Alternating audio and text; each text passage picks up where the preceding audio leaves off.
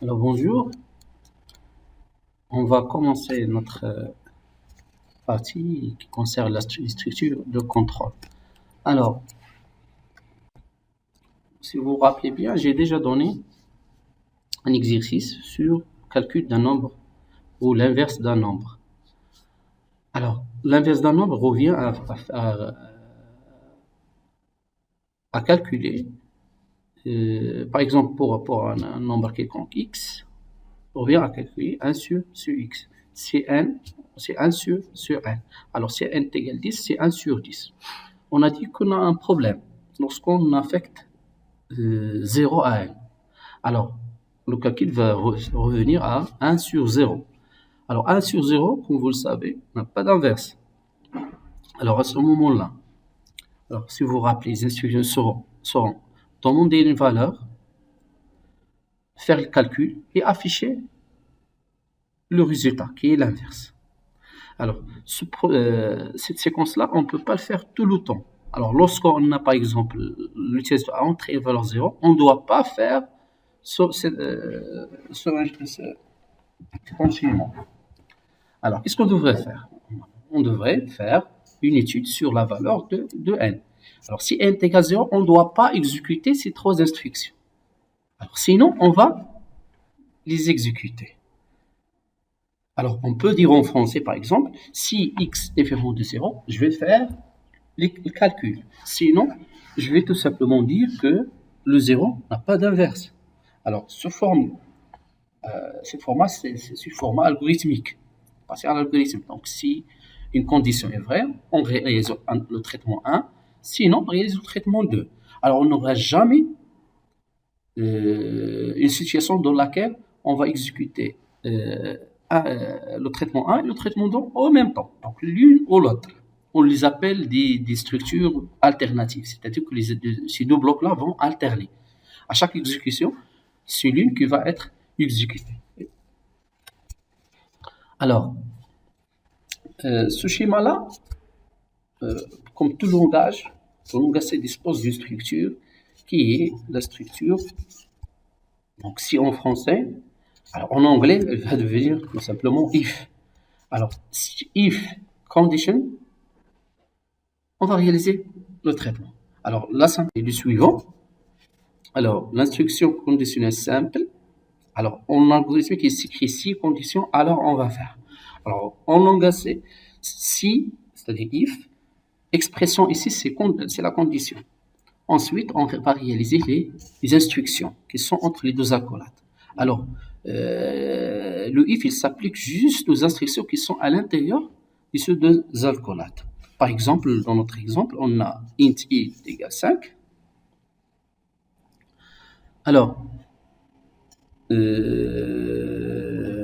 on crée une variable n. Alors, si i est inférieur à 20, on affecte n à 0.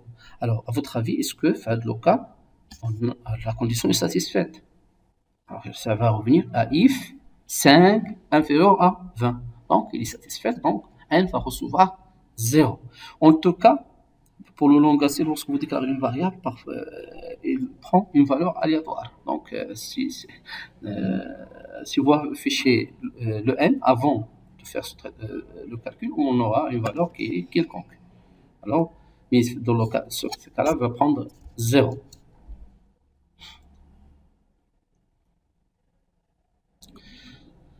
Alors, mais juste pour la condition, on peut avoir plusieurs conditions.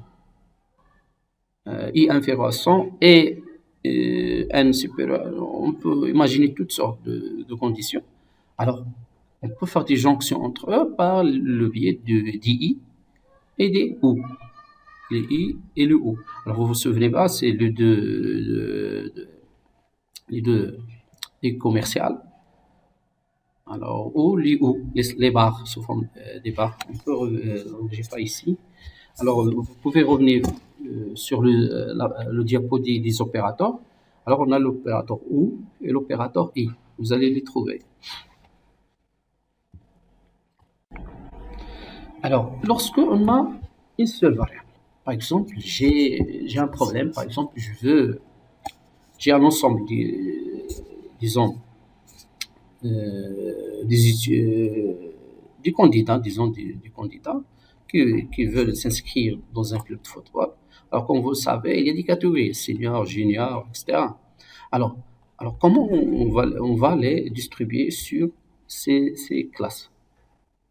Alors, comme vous le savez bien, c'est via leur âge. Alors, alors on peut imaginer une situation. Alors, si l'âge il est compris entre 0 et 14 ans, on va le mettre dans les minimes, si, etc.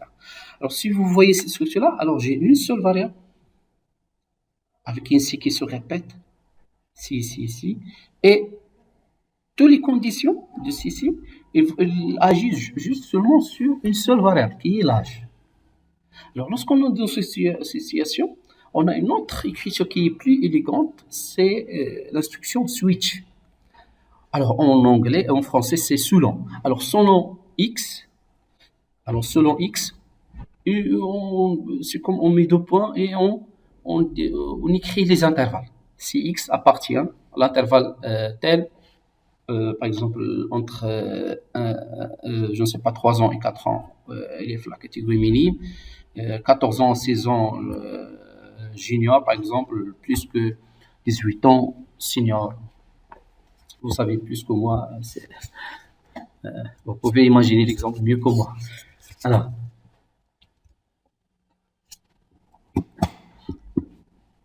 Alors pour cette section switch, donc, il est simple.